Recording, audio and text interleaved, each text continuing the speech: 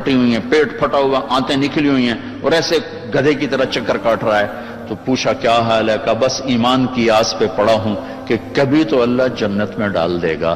اگر ایمان پہ خاتمہ ہو جاتا ہے اور اعمال کا ذخیرہ نہیں ہے تو اللہ کا قانون ہے جہنم. جہنم مردہ جو بتائے نا خواب میں وہ صحیح ہوتا.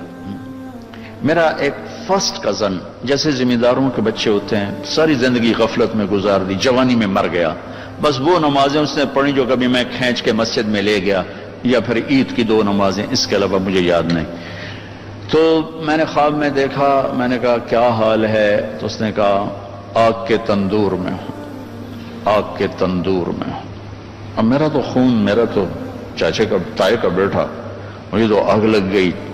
میں نے اس کے لیے پڑھنا شروع کیا، پھر حج کا انتظام کیا. تو حج کے بعد جب واپس آیا تو پھر مجھے نہیں خواب آیا، ایک اور ساتھی کو خواب آیا کہ طارق میاں سے کہو تمہارا تحفہ مجھے مل گیا، وہ جو میں نے حج کروایا اس کی طرف سے. تو اللہ تعالیٰ کا فضل ہے کہ اس نے یہ بھی رکھا اس امت کے لیے کہ مرنے والوں کے لیے ایصال ثواب کرتے رہو تو ان کی بخشش کے سامان بن جاتے ہیں. تو اگر ایمان ہے اور عمل نہیں ہے تو سیدھا جنت میں نہیں جائے گا، وایا ہو کر جائے. پوری دنیا ایک ناکامی کا سمندر ہے اور انسانیت کا سفینہ اس میں غرق ہوتا جا رہا ہے، ہوتا جا رہا ہے، ہوتا جا رہا ہے. میں اس صورت کا یہ لفظ جبوتی میں جا کے سمجھا جب ہمارا سفر تھا کشتی کا. ہماری کشتی آگے وہ ذرا جدید تھی اور دوسری کشتی پیچھے وہ ذرا پرانی تھی. وہ سٹیمر تھا، اس میں 250-300 افراد تھے. ہماری وہ فوجی کشتی تھی، اس میں 25-30 تھے. تو وہ پچھلی کشتی ڈوب گئی، اوور لوڈ تھا یا کیا تھا اللہ ہی جانتا ہے. جیسے 2-3 حجکو لے لیے اور یوں الٹ گئی اور اس میں کوئی 150 آدمی شہید ہو گئے. تم تھوڑا سا آگے تھے، ہمیں پچھلا منظر تو نظر نہیں آیا لیکن ہمیں خبر مل گئی کہ کشتی ڈوب گئی.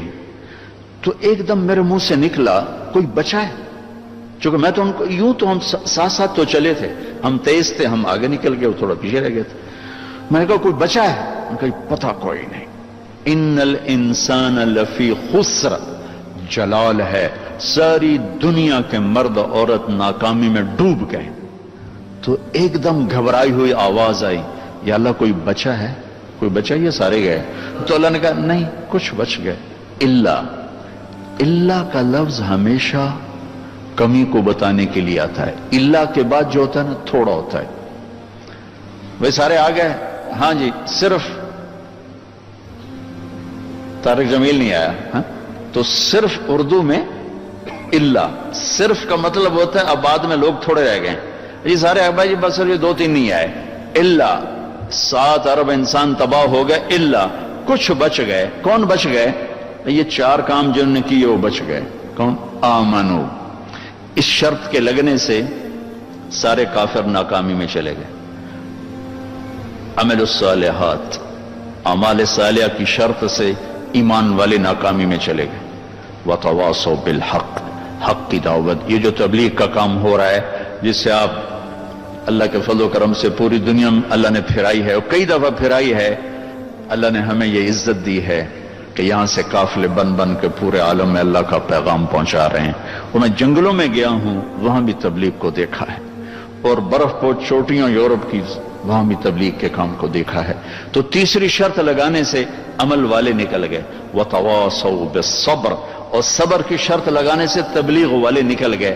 ہر جگہ ناکامی کے مفہوم میں تھوڑا تھوڑا تھوڑا فرق. ایمان کی شرط سے ناکامی ہے جہنم، کبھی جنت میں نہیں جا سکتے.